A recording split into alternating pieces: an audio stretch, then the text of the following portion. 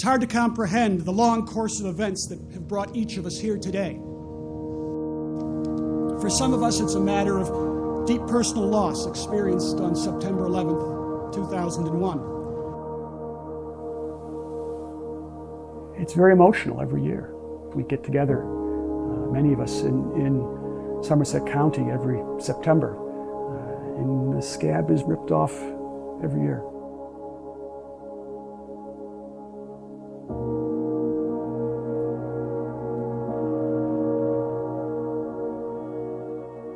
Flight 93 came down in a field just outside of Shanksville, Pennsylvania.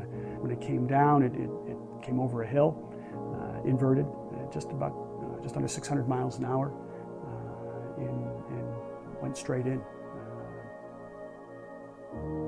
We heard what was going on. We watched the towers come down in disbelief.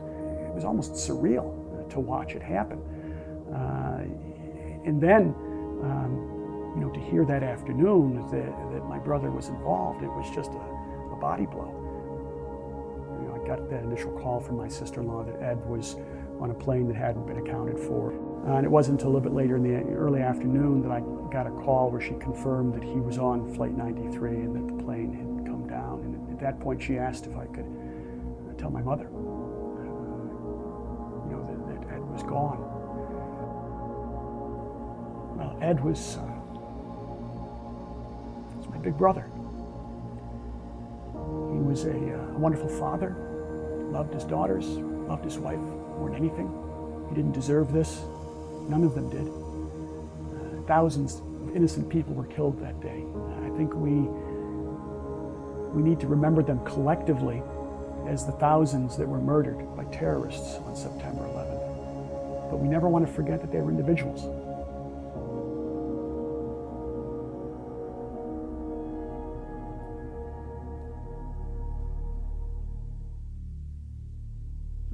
The lesson from Flight 93 certainly is that we are strong, willing to stand up in a moment's notice and fight back against threats and tyranny. And I think that it reinforced that we still have that in us. It's in our American psyche. We learned early in the process that the Navy was going to commission these 3 different ships. We were privileged to be able to meet the crew, get a tour of the ship, and see not only how impressive the ship was just in terms of its capabilities, but also how the story of our loved ones was built into that ship, and it stands as a tribute to them. It's a real honor to know that the military holds those sites and those that lost their lives in such high esteem, and hopefully it will motivate those men and women that will be serving on those ships. Well, upon meeting the men and women that serve on the ship, I couldn't have been more impressed. They're volunteers. They've stepped up to the plate to put their lives on the line. How can they be considered anything other than heroes?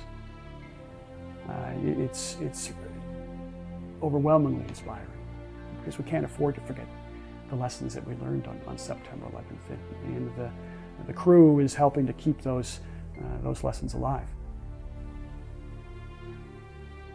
Certainly there's a sense of comfort knowing that the Somerset is out there fighting terrorism, helping to keep us safe. Knowing that there's such strength and power that is helping to keep our country safe and our citizens safe is important.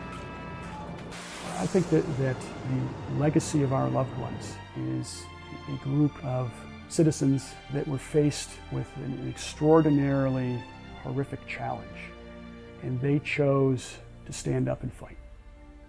And I think that's the lesson that needs to resonate, that we can't afford to sit back. We need to be proactive. We need to stand up for what we believe in.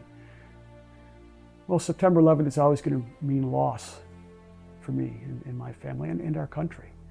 I'll also think about our country's response to September 11th and how we came together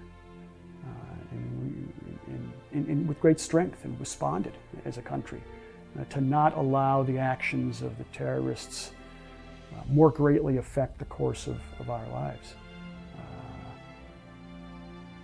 And at the end of the day, I don't know what else I could ask for. To know that my brother and those 40 other heroes in Flight 93 will be remembered.